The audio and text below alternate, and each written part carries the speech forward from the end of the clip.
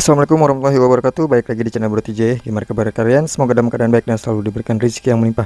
So guys, jadi di video kali ini gua mau pasang ini deh guys. Seperti yang kalian lihat di depan ini ada disc brake dari B Pro Racing. Nah, buat kalian yang ingin kepo-kepo tentang disc brake ini, bisa kalian kunjungi websitenya tuh ya. Nah guys, jadi gue pilih disc brake B Pro karena apa? Nanti bakal gue jelasin ke kalian. Jadi sebelumnya kita buka dulu ya, apa namanya, ini dia di dalamnya isinya seperti apa. Oke guys, nah ini gue udah ada di bengkel teman gue, dan ini seperti yang kalian lihat, ini sebenarnya B Pro Racing itu untuk NMAX ya, tertulis NMAX 260 mili, ini warna silver. Tapi pas gue tanya ini ternyata bisa juga untuk Aerox guys, karena bottom shock itu memang sama Aerox dan NMAX ya. Nah jadi sekilas seperti ini tampak dari disc brake B Pro Racingnya. Nah ini gue pilih warna silver karena untuk matchingin sama body motor gua dan bottom shocknya yang udah gua repaint warna silver. Begitu pula dengan bracketnya, gue suka juga karena warna silvernya itu. Dan di sini Seros siap-siap mau dipasang disc brake dari B Pro Racing ya guys. Oke, kita saksikan sinematiknya dulu.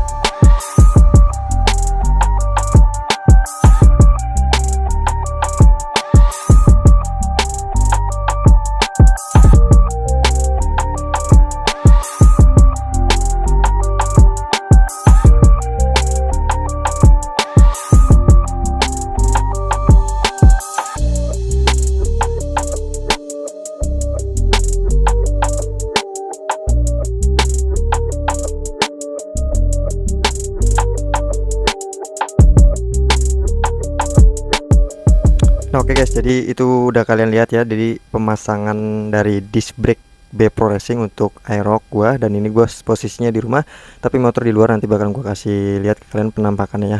Nah ini di sini disc brake dari bawaan Aerox ini sebenarnya ukurannya 220 mili guys, lingkarannya ya. Dan di sini packaging dari B Pro Racingnya, ada websitenya, terus ada IG-nya juga, bisa kalian cek nanti. Dan di sini tertera tulisan NMAX 260 mm untuk ukuran disc brake-nya. Dan di sini ada dua varian warna ya guys, warna silver dan hitam. Dan ini gue pilih warna silver. Jadi seperti itu. Di sini tulisan B Pro-nya berbahan CNC ya, B Pro CNC.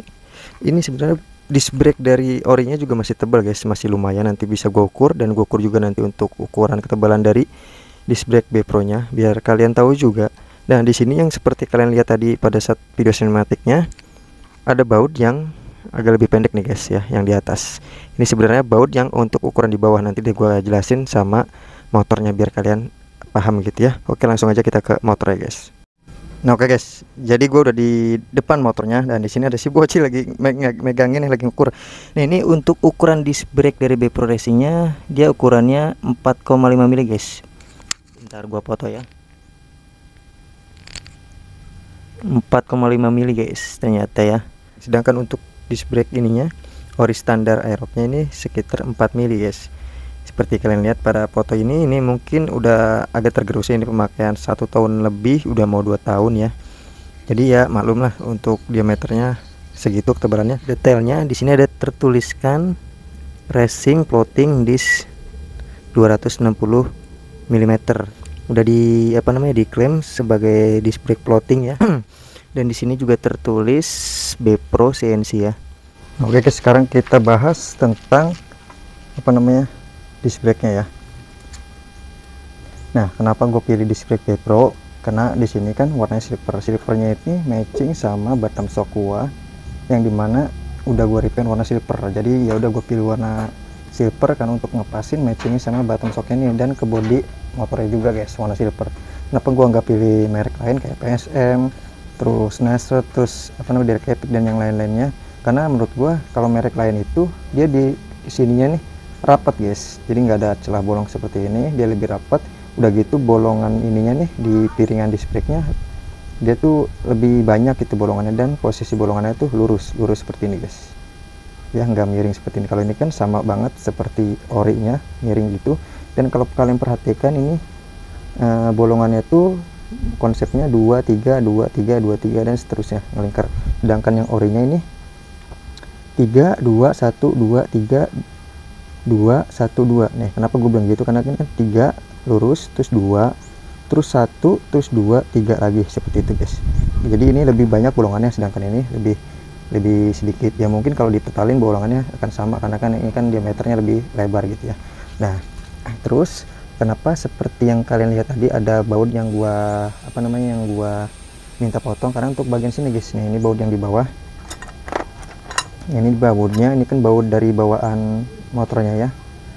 Nah pas setelah gue pasang kaliper RCB, ternyata bautnya sebenarnya bautnya itu baut bawaannya itu seperti ini panjang ya. Terus setelah gue pasang kaliper ternyata agak mentok guys, mentok piringan, jadi ini dipotong untuk di area sini nih.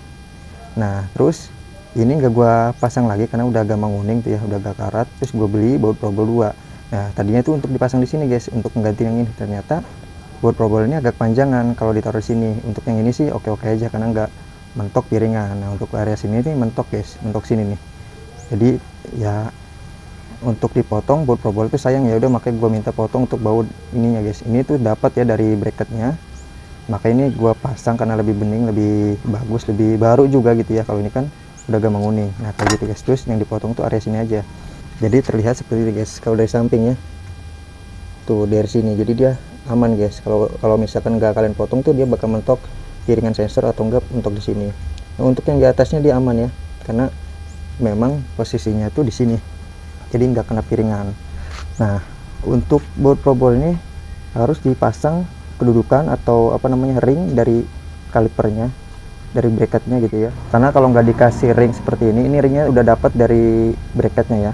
Jadi kalau nggak dikasih ring untuk bagian sini sih aman, nggak kena piringan. Tapi untuk bagian sini tuh kepanjangan guys, mentok juga bakalannya, dan bakalan harus dipotong juga. Sayang dong kalau baut probel ini dipotong. Nah makanya ya udah dikasih ring lah seperti ini. Dan menurut gue ini cukup rapi juga, pada ringnya warna silver jadi saru gitu ya, nggak terlihat dipakai ring. Jadi sekilas ini sejajar guys, baut probelnya sama ini sejajar, nggak lebih ke dalam bagian sini, jadi sejajar lah, aman kayak gitu guys. Dan nanti next ini bakal gue ganti probel juga bagian sini, dan baut sini juga nanti gue ganti probel semua. Nantilah next video, next project ya. Gue ini bracketnya agak kegedean, agak ngelebar gitu ya. Menurut gue sih ini plus minus ya guys ya, karena kalau misalkan bracketnya agak lebih kecil atau lebih tipis seperti halnya PSM gitu ya, atau merek disc brake lainnya agak lebih kecil gitu ya, segini nih ukurannya.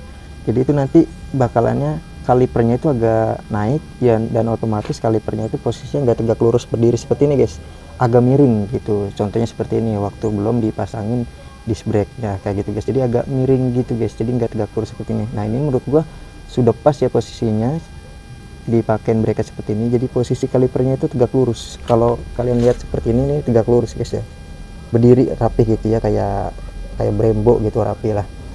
Nah ini makanya gue sukai di situ. Cuma di sini minusnya, ini yang gue sayangkan guys ya. Jadi di sini tuh ada celah guys, ada celah rongga bolong gitu.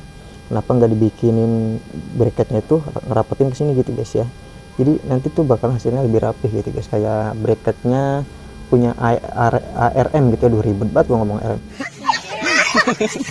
ARM atau Arumi ya, itu udah ada ya gue lihat.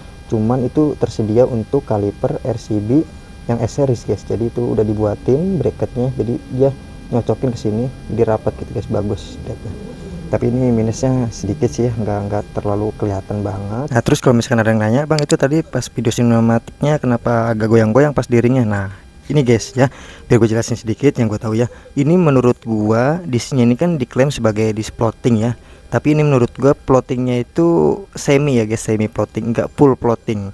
Jadi kenapa gue bilang nggak full plotting, karena kalau misalkan full plotting itu dia tuh tanpa harus digoyang-goyang, di misalkan posisi posisi piringan ini kalian pegang tangan dua, terus kalian kocok-kocok itu akan bunyi cek cek cek cek cek kayak gitu guys. Itu fix ya, full plotting. Nah sedangkan ini dia tuh harus digoyang-goyang dulu guys. Contohnya kayak gini ya.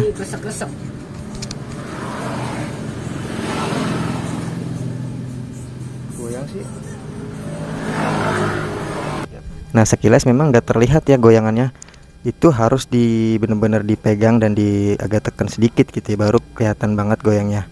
Jadi itu menurut gue semi plotting ya guys ya, nggak full plotting. Tapi ini kenapa gue pilihnya semi plotting, dan alhamdulillahnya ini nggak full plotting guys, karena semi plotting. Karena Di sini kan kalipernya gue tipenya aksial ya, bukan radial. Aksial tuh kenapa gue bilang aksial? Aksial itu jadi kalipernya bagian apa namanya, bagian di kampasnya itu yang goyang, jadi nggak fix kaku gitu guys. Jadi itu aksial. Jadi yang gue dengar dari penjelasan orang-orang yang udah paham betul di bidangnya, jadi kalau misalkan kaliper aksial itu cocoknya pakai disc brake yang fix atau yang kaku, yang bukan floating atau semi. Jadi kayak gitu guys.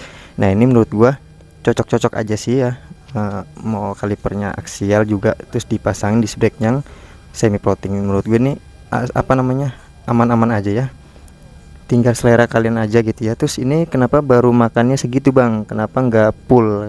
Nah ini guys, karena ini kan udah bekas pemakaian di piringan orinya, yang dimana piringan orinya ini sudah membekas, nggak rata gitu. Karena kenapa nggak rata, karena kan pas di kampas ini kan pasti sudah banyak debu-debu gitu guys ya. Jadi kan ada pasir-pasir halus, yang dimana pas saat pengereman di disc brake baru, jadi hasilnya seperti ini guys, belum merata ya. Nanti next juga lama-lama bakal merata seperti ini guys, bakalan rata gitu ya.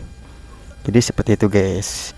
Oh ya, terus untuk harga ini, harga gue beli seharga 690 ribuan, 700 ribuan lah.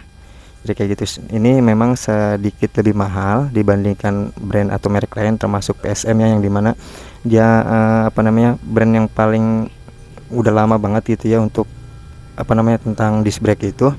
Dia sendiri harganya kurang lebih yang gue tau ya 400an gitu lah. Itu semi floating juga sama sepertinya, cuma gue nggak suka di modelnya gitu guys. Gue lebih suka yang simple seperti ini kayak gitu guys. Jadi untuk ngebersihinnya tuh lebih gampang kayak gitu, dan masuk juga ke konsep di motor gue ini. Oke guys, jadi kurang lebih seperti itu penjelasannya ya mengenai tentang disc brake Vapor Racing yang terpasang di All New Aero Connected ya.